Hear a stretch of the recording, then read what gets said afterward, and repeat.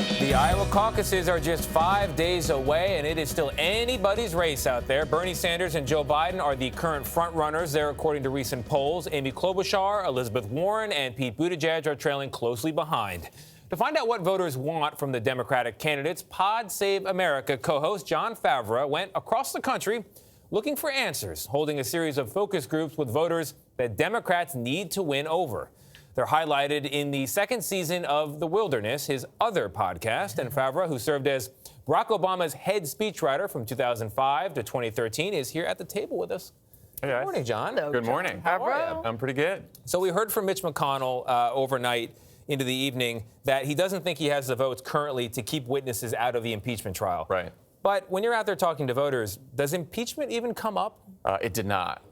I was talking to folks in late October when all of the Trump administration officials were getting deposed by the House. Where'd you go? You went I went to Arizona, Wisconsin, Florida, and Pennsylvania. Okay. Major swing states. Major swing states. Yep. And the only thing they could say about impeachment was, I hear a lot of people are testifying for a long time. Yeah. That's it? And I think President Trump did something bad in Ukraine. So they're not following along? No, at the time they weren't. So, But so the divide, as you put it, is not really blue-red, Democrat-Republican. It's like paying attention, not paying attention. It's the biggest divide in politics. And, you know, people will say that, oh, people who don't pay attention to politics when Donald Trump is president, maybe they're apathetic, maybe they're ignorant. That's not what I heard at all. These people tell stories about healthcare costs. They told a story about gun control. They want something done on climate change.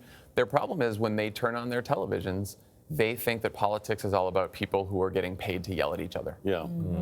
And nothing's breaking through to them. What kind of voters did you talk to, John? You talked to Trump voters, Obama voters? Yeah, Who did you so talk to? the interesting group of voters I talked to in Milwaukee were the Obama-Trump voters. They voted for Obama first. They voted for Obama, then they voted for Donald Trump, Yeah. and then they voted for a Democratic candidate in Wisconsin in 2018. How do they explain that switch? They seem like very different candidates. Yeah. So I asked them, and they said, I voted for Obama because he was change. One guy actually said, he wasn't an old white guy, so I voted for Obama. And then that guy voted Was for it Trump. a white guy who said that? Yeah, and then that guy voted for Trump.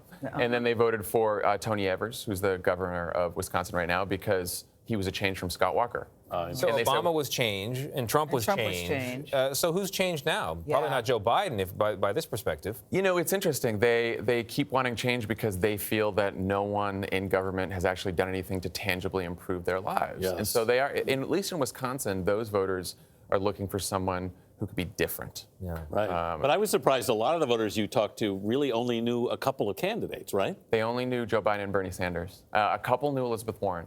What does that say to you, John? It says that most voters don't pay attention to this process until the very end. And these are people who are going to vote, right? Like every single person said, I'm definitely going to vote in 2020. Most of them did not like Trump that much. In fact, most of the Obama-Trump voters actually were very disappointed with their vote for Trump. Yeah.